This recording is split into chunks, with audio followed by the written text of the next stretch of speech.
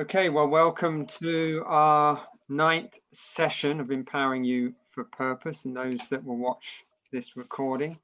You're very welcome, and I hope you find something helpful from this session. So today, the title of the session is The Subject That Is Never Preached About. Maybe we'll reveal that if you don't already know what that subject is as we go through.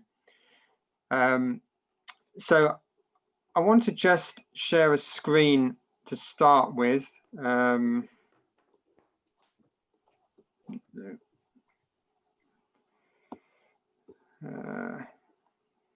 was trying to locate the Living in One World screen.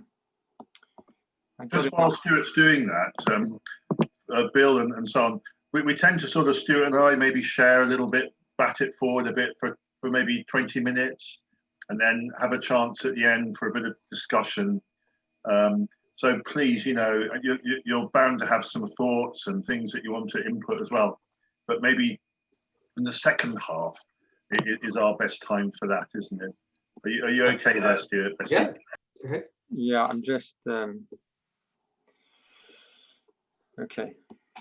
Let me try this one again. There we go. Okay, so we shared this last time, this Living in One World document or image really that highlights really when we're looking at the spiritual secular divide, there is only one kind of dividing line that is legitimate, which is the consecration line on the left-hand side. The question being, are we living for ourselves or are we living for God? If we're living for God in whatever that involves and doing legitimate work, it's not illegal or immoral, then everything right of that left-hand vertical line is perfectly legitimate, whatever the vocation is. And there's just a sample of handful of different vocations there, specifically put evangelist, pastor, church planter further down the list, because there's no hierarchy. And whether you're deployed at home in your own country, and that could be cross-culturally, or whether you are overseas, which would certainly in most cases be cross-culturally, that's not really the issue. But we're all called, we should all be empowered to engage within different spheres of society, the different areas of influence that we do, and bring his kingdom as God works through us. So we need to live as believers an integrated life. It was Brother Lawrence back in the 1600s, had that revelation where he was washing the dishes, and he saw that that was just as much an act of worship as singing hymns or songs in a church meeting. Then the classic Chariots of Fire movie with Eric Liddell running, and there's that scene where he said, God made me fast, and when I run, I feel his pleasure. And when we're doing the things that we're called to do, we can feel the pleasure of God, and God is pleased with that and affirms that. When we consider the life of Jesus, it's interesting that the major part of his adult life, he was working in the so-called secular field of carpentry or construction. And then when he started his spiritual ministry from the age of 30, we find that 90% of his public appearances were in the marketplace.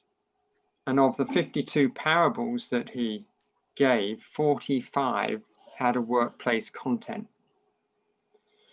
So as this diagram seeks to illustrate, there are no Premier League occupations, church leader, pastor, missionary, evangelist.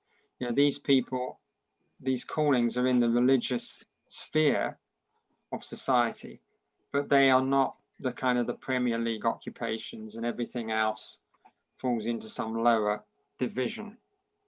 And for too long, due to a dualistic worldview, the church has largely stayed away from being an influence in the major areas of society.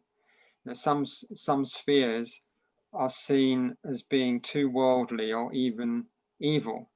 Some countries, don't know, Roger, if you came across this in Africa from your time there, but some Christians don't vote in national elections because they think politics is evil. It's of the devil. It's interesting that with the recent US, not the presidential election, but the election for a new legislator to join the top Supreme Court, that they have a number of Catholic judges. You know, on the more right-hand side politically, they often come from a Catholic background, but there are no evangelical Christians that are lawyers that have been elected to the highest court in the US, perhaps reflecting again on this spiritual secular divide. So Roger, before I go on, any comments on that so far? Yeah, no, that's great. Thanks, Stuart. And I think what I love just to come back to and is, you know, when you're talking about living that integrated life in every sphere of life and everything being an act of worship, I was just thinking that coming back to how do we think, you know, about the whole of life, about any issue of life. And I've mentioned it briefly before, just say a little bit more about it today, though, that whole sort of biblical framework that John Stott talks about in Issues Facing Christians Today, where he talks about a framework where we can think about any issue at all. And he talks about, you know, the thought of creation, a biblical framework, creation as the good, then the fall being the mess or the evil, and then redemption, you know, putting it right. But that's only fully put right when Jesus comes back. And then new creation, so eternity, where we're ruling and reigning with Jesus on a renewed heaven and earth. And he says this, just to quote him, he says it's a framework into which to fit everything, a way of integrating our understanding, the possibility of thinking straight, even about the most complex issues. And so to do with this whole integrated life, you know, that thought of mankind, male and female, created as stewards, Genesis 1:26-28, asked to rule over all the earth, subdue the earth, develop it. And yet Genesis 2:15, to take care of the garden, to work it, to serve it, to protect it, to preserve it, across every aspect of life. That the whole earth is the Lord's and the fullness thereof, it says in Psalm 24 verse 1. That all of creation can be redeemed. You're looking at Colossians 1, Ephesians 1. And that finally, in the new creation, the honor and the splendor of the nations will come to that new Jerusalem, Revelation 21, verses 24-26. And I think it's just really interesting. London Institute of Contemporary Christianity, LICC, estimate, you know, that out of 168 hours a week, we might sleep for, say, 48. We might be involved in gathered church for perhaps 5 to 10 hours a week. And so that leaves us 110, 115 hours a week to be scattered, to be out there, to be Monday to Saturday on our front lines, which they define as a place or a time where we meet regularly with people who don't know Jesus. That could be work, it could be walking the dog, it could be shopping, it could be being retired, being with our grandchildren, and so on. But just this sort of turning, you know, whatever we do, like Jesus in the marketplace, rather than in church, being scattered, being out there, turning everything into worship to God. Where in Colossians chapter 3, verse 23, it says, you know, whatever you do your work heartily or serve wholeheartedly as for the Lord rather than for men. So Stuart, there's just a few little thoughts from me. Thank you. Well, I think one thing is important to emphasize again as we talk about this issue is that because in some circles of Christianity, the message seems to come across more of a dominion, taking over some of these areas. But I don't think we are sort of proposing that. But from our understanding of the Bible is that we're not looking to oversee, or the church to oversee or rule over these different spheres, but we are to influence them, using the metaphors of salt and light and yeast, just getting into these areas. I want to make a reference as well. I'm going to quote from my book Empowered, that some of you will be aware of.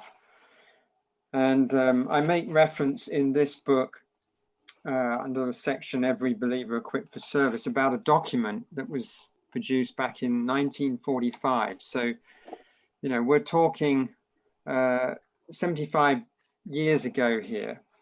And the document had the title Towards the Conversion of England. And it stated that we are convinced that England will never be converted until the laity use the opportunities daily afforded by their various professions, crafts, and occupations. Well, yeah, 75 years on, and I think the church largely has ignored that warning.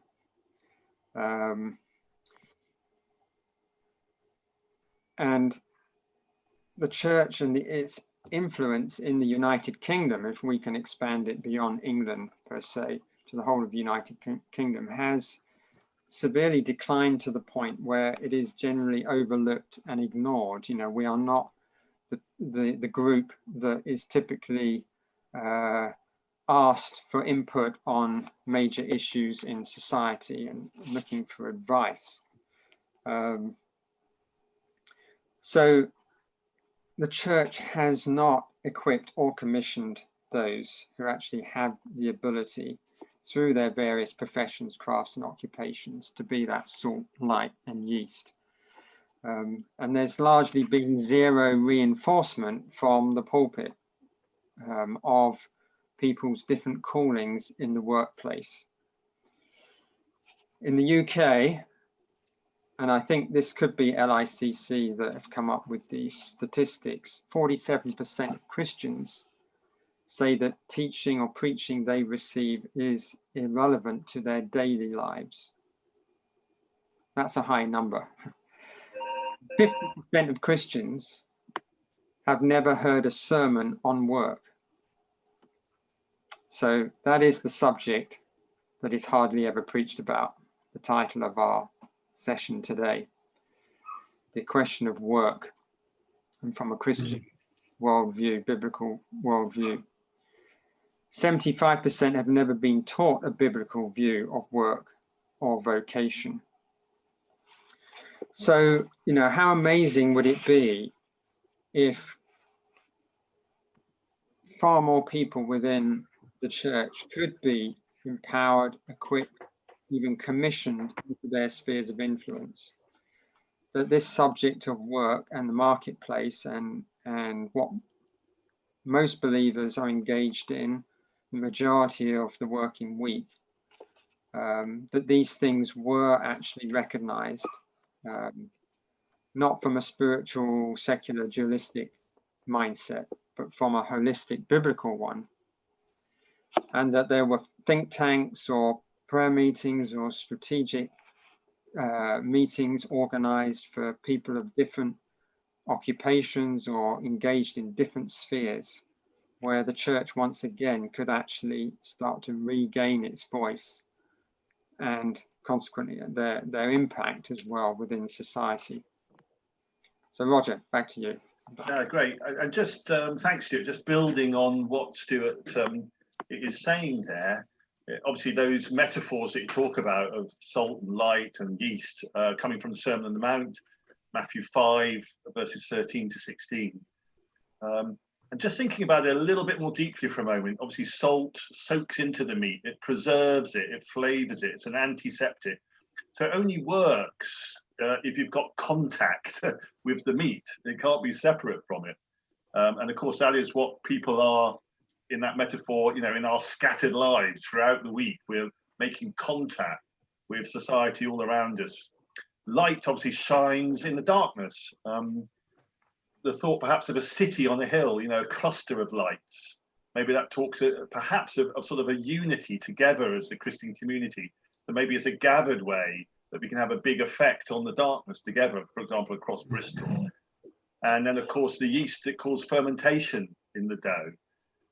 So out of those metaphors, perhaps you say our calling is neither to withdraw from the world, nor is it to lose our holiness by conforming to the world, but rather we're to sort of permeate the world, to retain our kingdom distinctives and values. So, for example, in Bristol, there's a city office. It's set up by the council, by the mayor. It's a gathering a couple of times a year of different communities, the health, business, education, the faith communities. So you may have 200, 250 key people from the city gathered. And I would look around and I'd see maybe 20, 25 of those people I know are Christians from the Christian community. And at those gatherings and then throughout the year, that they're being yeast. I would, though, say that although we're not looking for dominion, it is amazing that God can, in his own way, sovereignty, raise up Christians to be rulers, if you like, to be at the head of those spheres. So I don't want to knock it that can never happen. In Bristol, the mayor, the one who sets up those gatherings, who sets those ethos and values of unity and working together and hope for transformation, he's a Christian. He's at the head of that sphere in Bristol. And I guess you look in the Bible, in politics, you'd have kings like David and Solomon and Joseph. Joseph would be there as Prime Minister, Daniel in high positions, raised up, Queen Esther, various people like that through the Bible. And just to finish off with a few little thoughts, a little starter for 10, where Stuart was talking about a biblical view of work or vocation. Again, just going back to that John Stott, that biblical framework that we mentioned before of creation and then fall, redemption and new creation.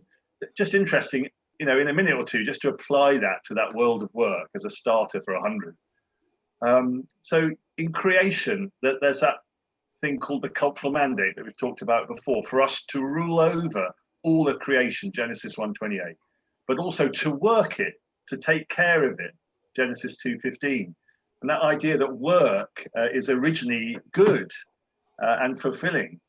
And yet it's only as mankind in the fall is sort of rebelling against God and his ways of love and justice that has consequences for the whole of creation, for the environment, and consequences for work, where agriculture becomes painful toil. There's a sweat involved of producing food in Genesis 3:17 and 19.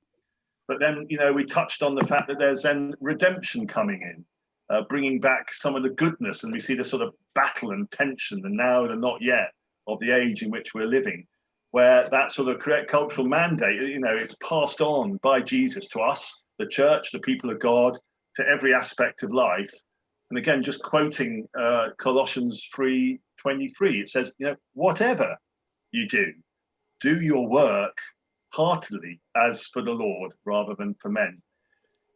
And I, as a final sort of thought to put in all of this, I particularly have enjoyed in that world of work, or that everyday world, Mark Green's book, which is called Fruitfulness on the Front Line. And he talks about the 6 M's of mission, if you like, at work on our front line. And we'll come back and talk about this in a lot more detail another time. But M1, he's talking in sort of being redemptive in the workplace. He's talking about modeling godly character. And M2, making good work, being as good as we can be in our work. And then M3, ministering grace and love in the workplace and to those around us. And then M4, molding culture, how we do things around here. That we can change that, and we've seen that across Bristol, as I said, with the city office, changing the culture of the way the city works. M5, being a mouthpiece for truth and justice, and obviously in the workplace that can be in all sorts of ways, whether it's with our colleagues or with our supply chains, to bring justice and righteousness to business, for example. M6 is being a messenger of the gospel, and we've talked about before, not having a split between our deeds and our words.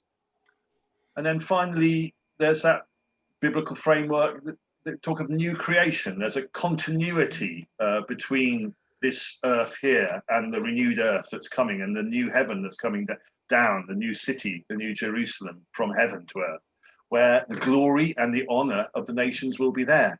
Revelation 21, 24, and 26, as I said before, will be ruling and reigning with Christ. So I think I'm just passionate and looking to see increasingly across Bristol and seeing it across the UK, across the earth, a grassroots move of God, where we affirm, where we equip the saints, God's people, for works of service. That's in the church, but it's also in every sphere of society. That's Ephesians 4. And of course, that includes each one of us and includes you. What is your calling? What is your vocation? How can we affirm that as being equal in God's sight? Whether that's going off to Africa, whether it's being a road cleaner, all equal in his sight. Discuss. Yeah, I'll just say empowering believers to live in one world, but also empowering them to work in one world as well. So it'll be great, Bill and Paul, if you have any comments, please feel free to share now.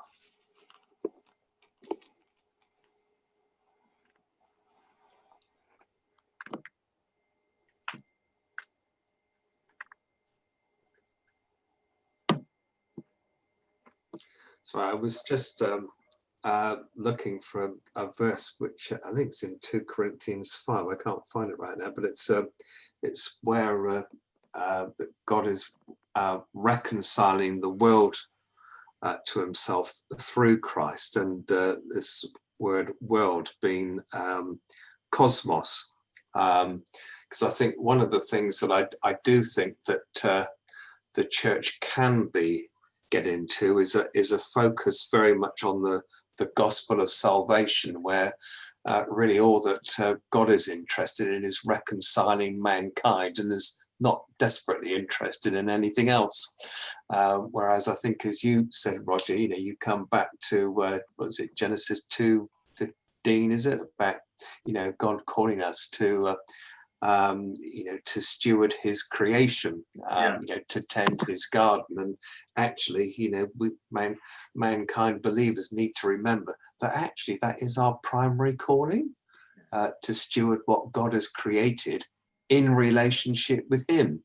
And I do think that that this sacred secular divide, or sort of secular spiritual divide, as you were referring to, Stuart, is such an incredibly strong stronghold within the church, even today, really. Yeah. Well, yeah. Absolutely. So, from my point of view, of course, obviously, you're very much preaching to one who was converted some 35 years or so on this particular subject. Yeah, absolutely. No, fine. And thanks, Bill. It'd be great to come back and knock around a few thoughts there. I mean, Paul, I don't know if you've got any thoughts. Again, no problem if you haven't, of course, but is there anything you'd particularly like to share? Yes, I mean, the whole Mark Green, the fruitfulness on the front line, and thank God it's Monday, was it? Before that, so I've been very familiar with his work for a good many years, and I've used his courses in a number of groups. I'm not entirely sure what the church, being asked for our advice on major issues in society, would look like, or why we would be asked for our advice. The government job, I'm not advocating a spiritual secular divide here, but the government's job is to make sure that the economy and justice and so on, and I'm not sure that the church has a distinctive perspective on the issues that the government needs to concern themselves with. I've known Christians who believe that there ought to be a Christian political party to advocate Christian values, and I've never managed to get them to articulate what those Christian values are, as in distinction to the values held by lots of people outside the church and lots of people from other faiths. So I'm not clear what the church's role in guiding society would be at that level. So I'm not sure what it would look like. So I'd be quite interested to flesh that out in more detail. That's interesting. I would have said that the Bible is absolutely jam-packed, full of God's ways and God's wisdom that are incredibly relevant for the way that our world is governed today. I mean, I think, I think as you said, Stuart, I mean, the vast majority of the parables that Jesus told had a workplace context to them. And I believe that the majority of the reason the world is in the mess that it is today is because actually the world and the governments of this world have actually lost track of the fact that God is the source of all wisdom. And I think it's very interesting that, I mean, I'm not quite sure where your politics are, and it's irrelevant really and truly, but I listened to a minute and a half speech given by Jacob Rees-Mogg in the House of Commons. I'm not quite sure where it was, but he was talking about which has the greater sovereignty, the rule of Parliament or the rule of God. And he gave this historical context down through the generations of how actually the spiritual authority is the greater than the governmental authority. And and I just think that actually there is so much in the Bible, there is so much that we as Christians do have to offer that could be of incredible benefit to the way in which this world is stewarded today. I come back to it right there at the beginning of Genesis. We see it that mankind was called to steward God's creation hand in hand with him. That actually, as we go about our daily work, we're looking to him for his guidance, for his wisdom, and it should be exactly the same in government. The government should be looking to God for guidance. And and if you look down through the history of this nation in recent centuries, there were times when the government did do that, and actually, this nation was blessed as a result. And I think half the reason we're in the mess that we're in today is because actually, over the last 40 to 50 years or so, the world has just completely lost track of that. And actually, we've become much more of a secular society today than we were perhaps, say, 100 years or so ago. No, that's really interesting. No, it's really interesting, Bill. And maybe I could just throw in my tuppenny worth as well, Paul. Thanks for that great question, actually, to get us discussing it. I think I mentioned before that I spent 6 years out in Zambia in the 90s. And at that time, President Chiluba, committed Christian. He called it a Christian nation. And looking, you were talking, Paul, about the economy, and looking at the economy of Zambia at the time, I mean, sadly, it was the same story. Well, the same story that Stuart in particular has been raising and that we've been discussing.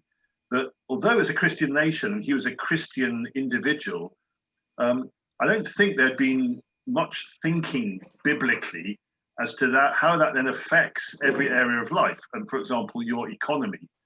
And so, just to give a couple of perhaps quite simplistic things, just to set the thing going, that actually what carried on ruling Zambia in terms of the economy was something that was coming from a completely different ideology, and you could say quite idolatrous. If it's not God's ways of love and justice, then it's not doing it the way the Creator does it. In Romans 1:25, it says you'll be doing it in created ways, and you'll be worshipping created things.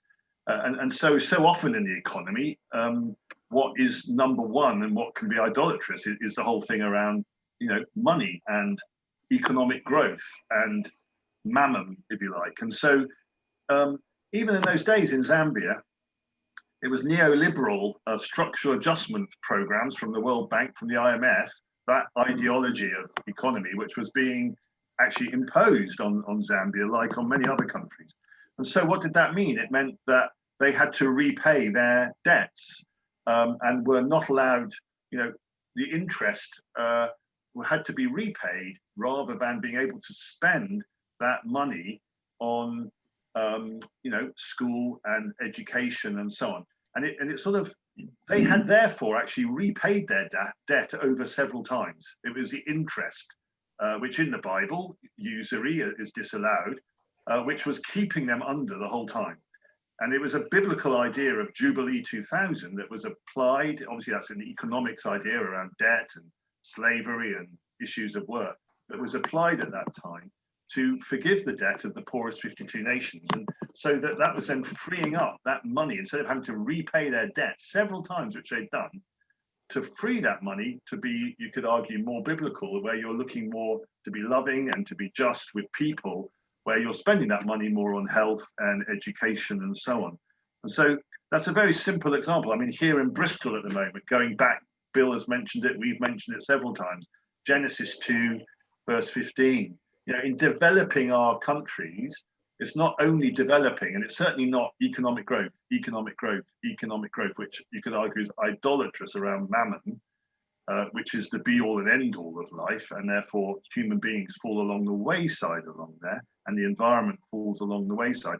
Instead, in Bristol, with the One City Plan to 2050, they pioneered with a whole Christian influence there, of a yeast influence, not only from the mayor, but of several key people in the council who are Christians, looking at SDGs, so Sustainable Development Goals, which is that mixture of developing, but also in a sustainable way. And they've applied those 17 SDGs to every aspect of that government vision for Bristol to 2050. And to me, that's quite a biblical, quite a kingdom values way of looking at things, where it's developing, but it's also caring for people and also for the environment. And to me, that would be more of a Christian biblical approach to things like the economy than sort of neoliberal approaches that I've tried to outline. So, Paul, I don't know what you feel about that. See, I'm a bit simplistic in that. But it's just... basically, I agree with all you're saying. It's just the majority of people I know who are fighting the neoliberal cause happen not to be Christians. So I spend much of my time working alongside people who are not Christians, who don't recognize these as being biblical principles. Of course, they are biblical principles, but the people that I'm working alongside are very often folk who've got no idea about what the Bible teaches. They just know it's right. And that they would agree with all you're saying about the biblical, the way we ought to be living and so on. But that they don't see it as being Christian, and I'm not clear.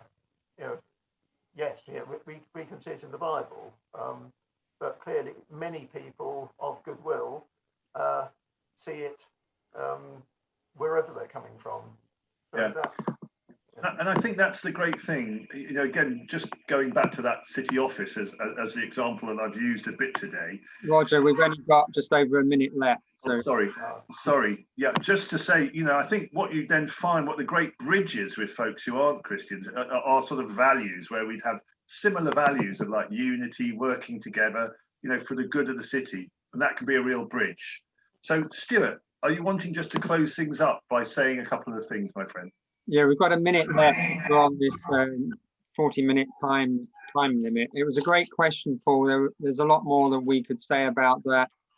You know, the kingdom of God is the governance of God. We should be, as God's people, impacting every area.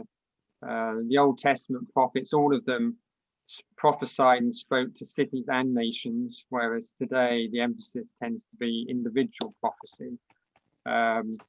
But you know, nation discipling, we'll carry on next time. We're going to take a break during December, and then the lead up to Christmas. So we will reconvene again in January.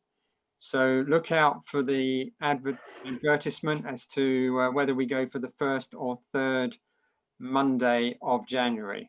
So thanks ever so much, though. Yes, thanks, Stuart. Thanks, Bill. Thanks, Paul. Good to be we with run you. out of time. Yeah, and great stuff. Thanks, Stuart. Okay. Thank you.